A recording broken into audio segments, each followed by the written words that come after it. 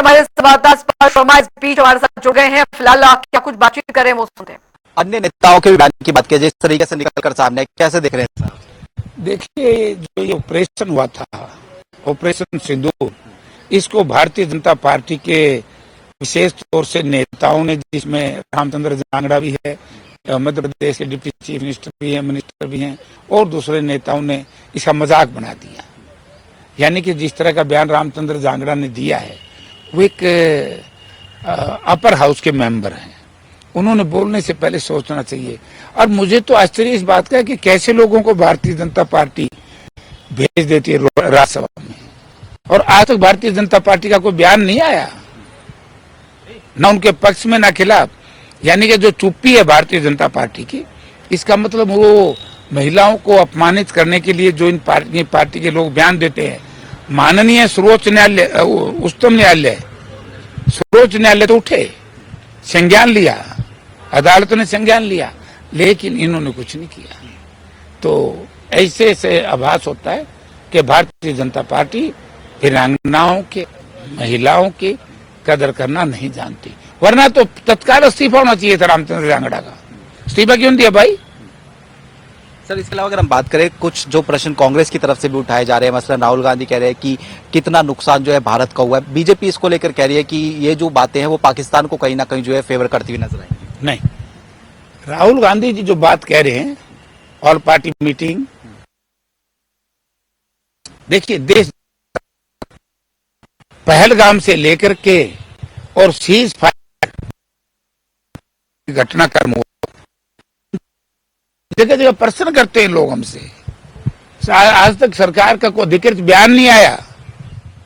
आज तक जो लोग, जिन लोगों ने 22-21 सैलानियों का मौत के घाट उतारे, आज तक उनका ये पता नहीं वो हिंदुस्तान के हैं, पाकिस्तान के हैं, किस ग्रुप के हैं, कौन है, क्या नहीं। इतना बड़ा इनके पास सैटेलाइट सिस्टम है, इतना बड़ा आजकल तो लेटेस्ट टेक्नोलॉजी बड़ी भारी है।